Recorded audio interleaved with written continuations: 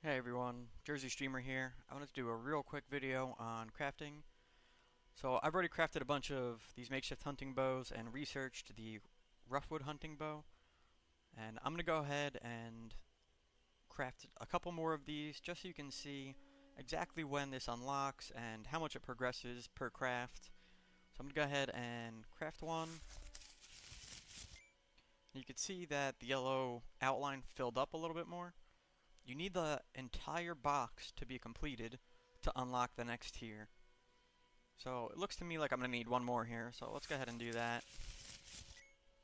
And you can see that this just unlocked, and that I also got a critical success.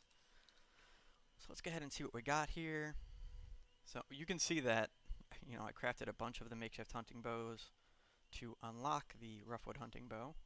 And you can see, you just witnessed that I finished becoming skilled in this to unlock this next tier, which I don't have the mats for just yet, but I'm happy enough with these bows at the moment. These green dots in the icon mean that they were a critical success, so you can see the difference here. Makeshift hunting bow, 8 physical damage, one with the green dots, 8.9, and a random enhancement on it. Same goes for these, 15.8, 17.6 with a random enhancement. So the two I ended up keeping for personal use are going to be these two, the bonus range and the critical damage. This one also had critical damage, but it's only plus 8, so I'm going to keep the plus 10 one. And when I say keep, I want to stress something. When you craft all these bows, and I'm assuming that you're probably going to take the better ones, unless you have like a designated hunter and you want to give it to them, which is definitely something you should do. I definitely suggest that. Um, just make sure you don't just toss these roughwood hunting bows away. Maybe toss the makeshift hunting bows because they're kind of lackluster compared to these new bows you've crafted. But put these, I'd build a weapon rack over in the construction shop and put these in them. This way, the other players on your faction can just come grab one of these bows to upgrade their own bow from, I'm going to assume they had one of these makeshift hunting bows prior. Without them spending all the materials and farming all the materials and spamming these bows to get skilled in the same bow that you've already been able to make. Just toss these in the weapon rack, let other players come and grab them. The other part of that is, if you die out in the wilderness, you want some spare bows back at the base. This way you can fight your way back to your body if it's surrounded by enemies. So definitely just don't drop these. Maybe drop the makeshift hunting bows because, I would assume everyone in your faction already has those. The other thing I want to stress real quick before I end this video is you should really have one person focus on each thing. So if this were a legitimate faction and not just me sitting here doing these tutorials, I would maybe be doing the bows, somebody else would be doing the crossbows, a third person would be doing, whatever armor we're all wearing, etc. It requires a ton of mats and therefore a ton of time to get all the way down to this lower tier of the bows and, the various other things, your various other gear.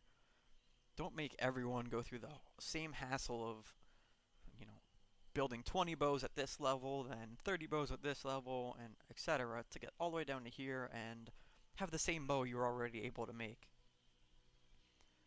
This game is all about cooperation. Talk to people in your faction, see who's doing what, especially if you're new to a server and it's already established. You know, if somebody's already doing bows and somebody's already doing crossbows, maybe you go ahead and take repeaters or one of the latter weapons, like the siege weapons or the shard blasters, etc. This is all about cooperation. Don't mess up your faction's progress because you want to do your own solo thing and you want to be good at crafting everything. If you're playing on a private server that has a lower population like mine does, we're kind of all just doing our own thing and coming together for the reckonings. Just be aware. That's all the advice I really want you to get from this. Is be aware that your faction is the most important part of this game. It's not you soloing, it's your overall faction. And I also just wanted to real quick mention you can fail at crafting these things. For weapons, failing will sometimes just give you a lesser variant of whatever you're trying to craft.